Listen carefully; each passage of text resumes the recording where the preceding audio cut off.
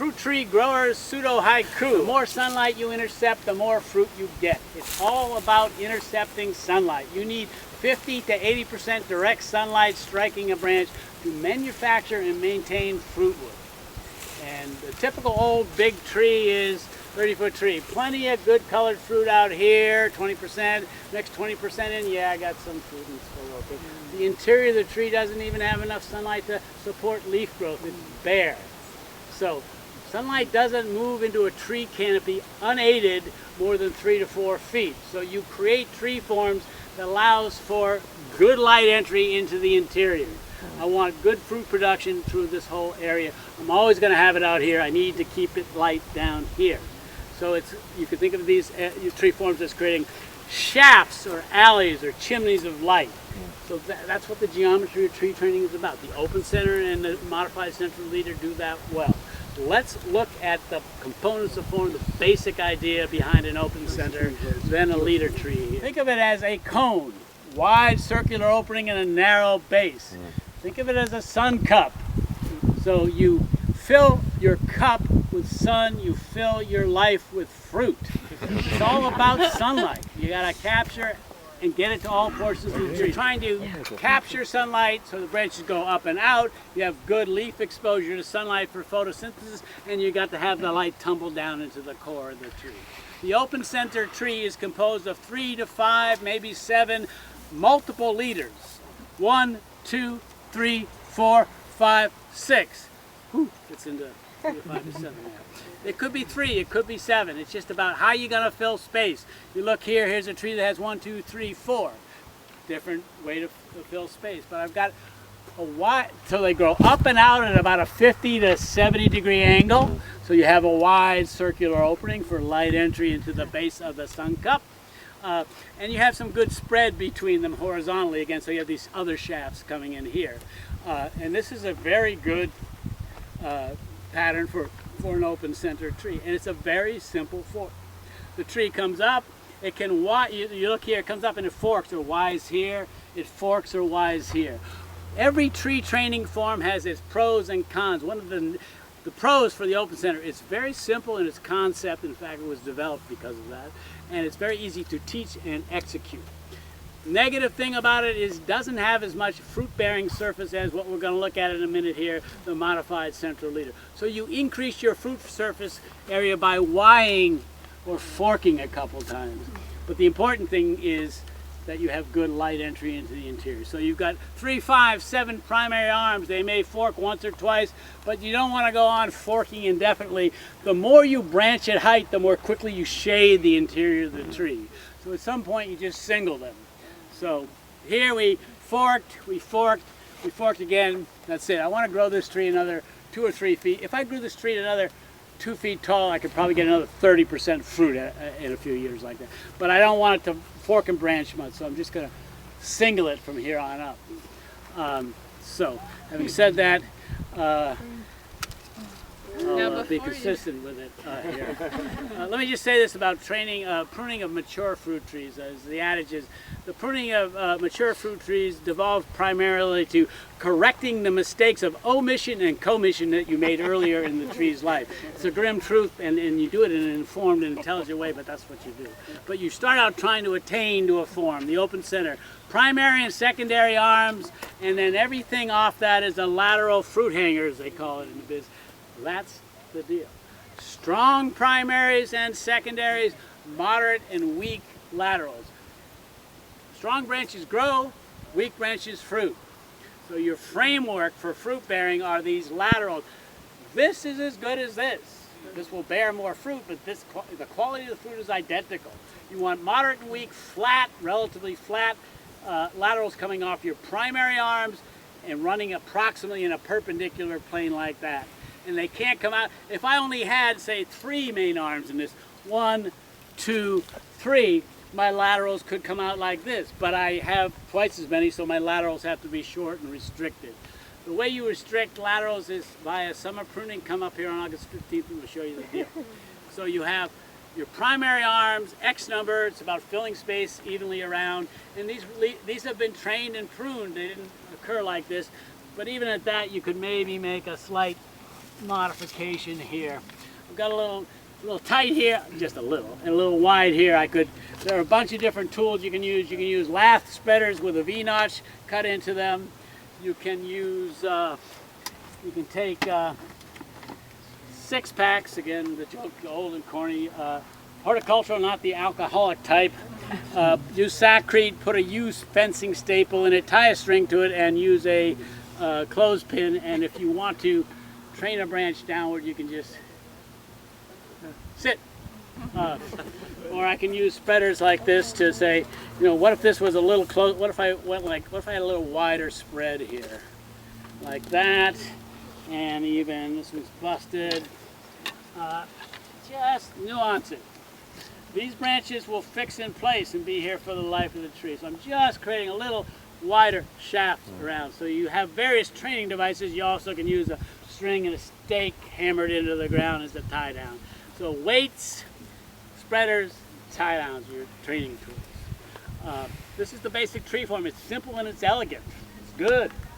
And then Questions? Zoe's going to explain the other main type, the central leader tree. And if you're completely new to pruning, the next 40 minutes are going to be not enough time to explain all of the principles. So we're going to go over a few sort of broad view statements. Modified central leader. And if you think of the open center as a inverted cone, this one's just a cone itself. It's wider on the bottom than it is on the top. It can be compared to like a Christmas tree in that sense. And what we have here is one central trunk comes up, and then our first whorl of branches here. That was whorl with a W-H-O-R-L, or tier of branches. So I have you know, my primaries that come out, again, evenly spaced horizontally around the tree, and also sit with some space vertically along the trunk. And then the laterals are coming off of each of those branches, which is where our fruit is. So that's that first whorl of branches. It's going to have 5 to 7 branches, typically. 1, 2, 3, 4, maybe 5, 6, 7. Then above that first whorl is a skip, and that's just a length along the tree where there aren't any substantial branches. You see there's maybe a little bit of fruit that's being grown here, but there's nothing significant that's going to cause shade.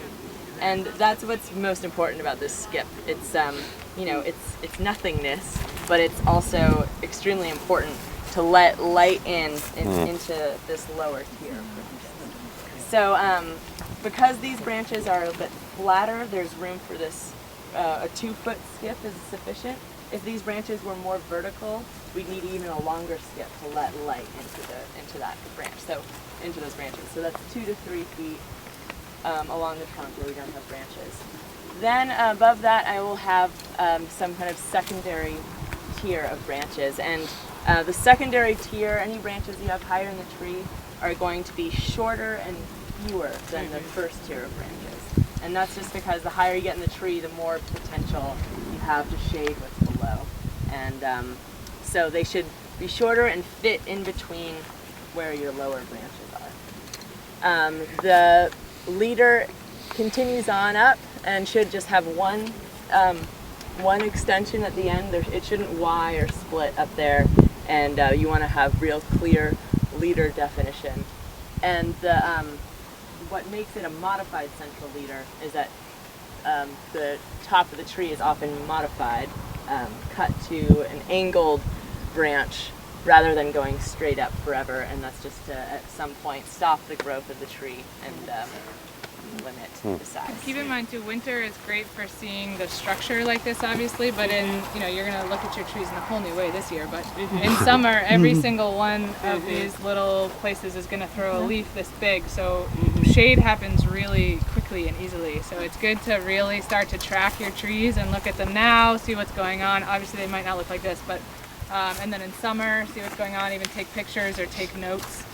And really start to understand the anatomy of your tree. And this, these two forms, and obviously these are really managed, so we're showing you, hopefully what this baby tree or your baby trees will look, how they'll look in 5 to 10 years, but also to give you an example, even if you have a huge out of control tree, eventually you'll be able to look at that out of control tree and you'll sort of be able to erase areas and be like, oh wait, I see how that could be a central leader if I took out this whole branch. So you start to see the tree that you want within the tree that you have, and then you follow a tree.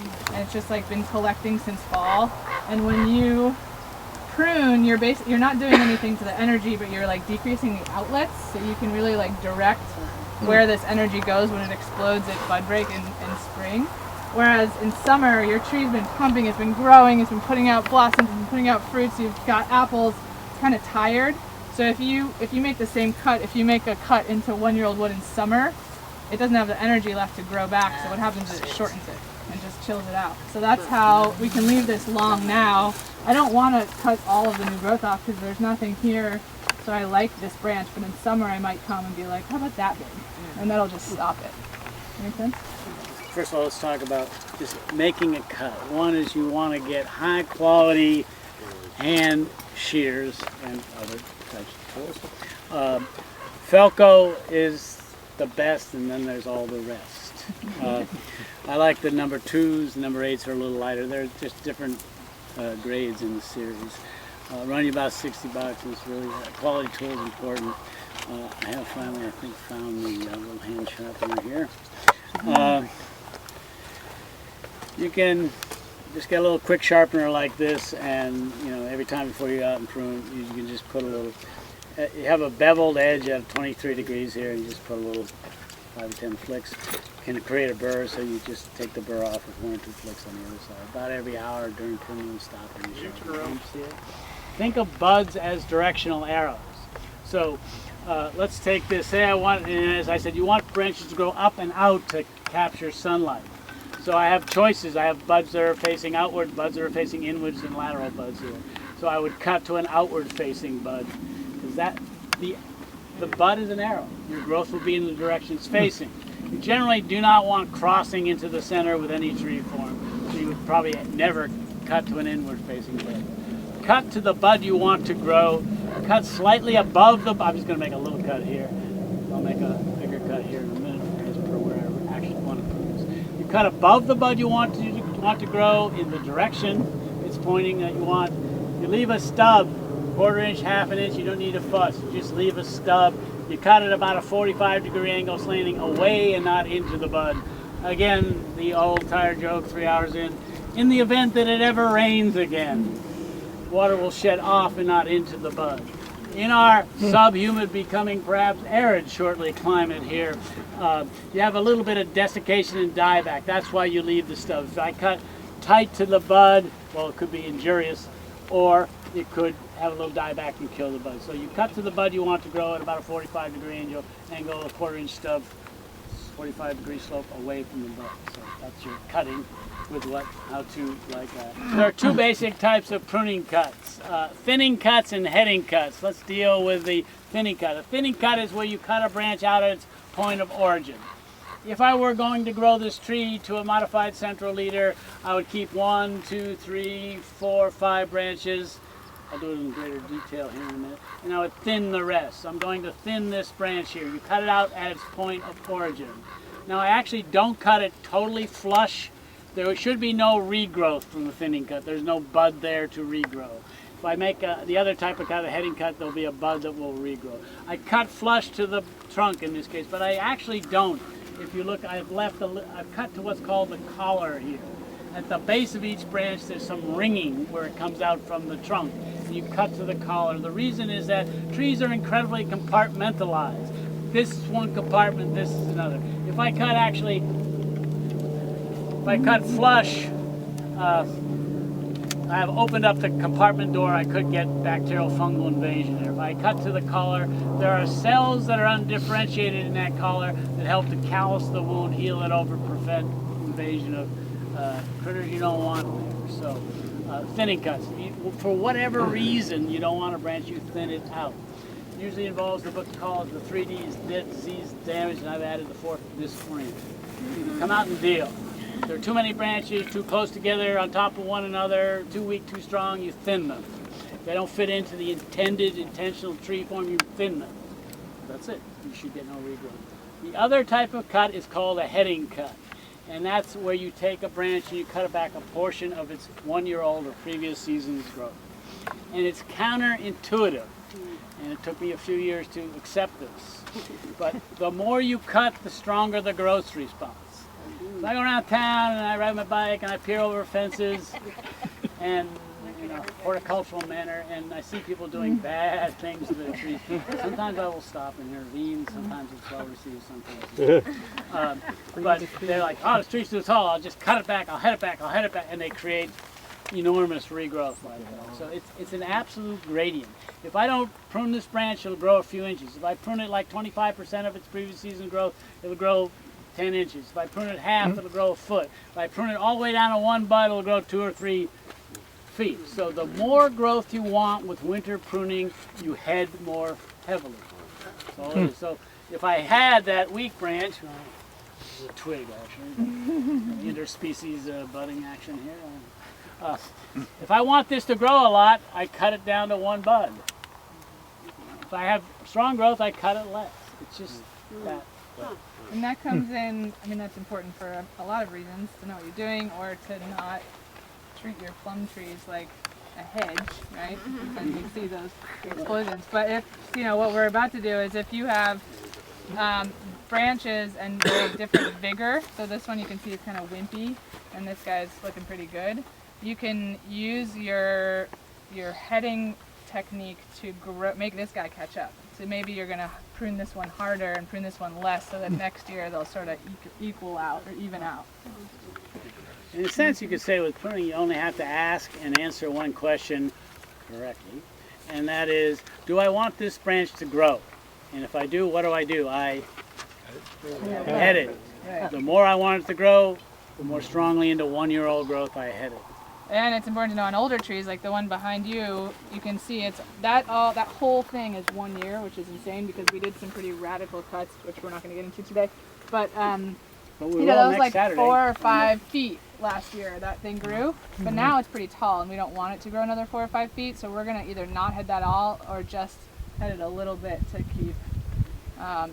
Heading also thickens the branches and it also helps form laterals. You see the 2-year-old wood, you can see the little teeny fruit buds poking off of the lower branch. All those little twigs coming off of that second-year wood are small fruiting laterals, which are another response of heading cuts. So we might tip those leaders, but we want to grow this tree. We don't actually want to grow that tree any taller. So knowing what kind of cut you're making based on, do you want to grow this tree or do you want to fruit this tree is important. I'm going to form a modified central leader, and this is the same tree, Spitzenberg on IM111. I'm going to form an open center tree. Let's do this, it's easier. What is the concept of the open center tree? Sunlight and sunlight. Whatever question I answer, that's always the right. You want multiple leaders in a circle around the trunk with an open center. It's not a central leader tree. This is the only cut. Well, it's not the only cut. It's the primary cut I'm going to make. I'm going to thin the leader out. Wow. But that's the deal. And I'm going to ask you to hold this branch at about 45 to 60 degrees, and you to hold this one up here, and I can do this myself. So I'll train it, actually straight. Like I have created my sun cup, a wide circular opening, plenty of shafts of light here, and I'll head it, which I'll talk about in a minute. But it's a non-leader tree. You go with multiple branches, so that's beautiful. These are the same trees, Spitzenberg on M111 rootstock. This tree I'm going to train as a modified central leader. You could have 4, 5, 6, 7 primary branches comprising that first tier or whorl of branches. I'm going to be real simple here and go with the 4 that I have. 1, 2, 3, 4. And they come in the approximate 4 cardinal directions. I could keep 5 or 6, but I'm just going to want clarity of form for our purposes here today. So these are the keepers. What's the fate of the other ones? The fate of the other ones is I'm going to thin them, and it's always dangerous when you tag the tip of the branch and you cut at the base. So and make sure I'm not dead wrong in public yet again. I'm saving this wood. This is beautiful grafting wood. Come March 8th to our grafting root shop. You can graft Spitzenberg, and you can have a killer apple, an old heirloom apple, really robust. So I've got 1, 2, I blew it, That one off. That one. 3, 4. That's okay. I'll show you training in a minute here. 1, 2, 3, 4. Here could be these two and these two. Let's do that. Let's see. I've got 4 branches. They're reasonably equidistant spread. I thin the other ones. I could have 5, maybe 6. And then what are my goals with this tree? To double or triple the size of it. I'm going to prune them, and I'm going to prune them with a pretty vigorous heading cut of a little more than half their length to an outward facing bud. So I'll prune them down into this zone. The more I cut, the stronger the growth response. They're of about equal vigor, so I'm going to prune them about the same height, like that. And I don't actually need to do much training. They come up and out and they're equidistant spread, and that's the deal. And I'm going to get this much growth from them this year. If I were to leave this intact, I would get this much. If I were to cut it a little bit, I would get a little more like that. Prune hard. You make hard heading cuts in the early years of the tree to establish the extent of the framework. In this case, I chose 4. I could say, well, I like to micromanage these down a little bit. This one's a little more upright, so I could spread it a little bit like that. But mostly I'm real happy with both the spread and the angle of the branches, about equidistant like that. For a second, I will pretend this is a whip.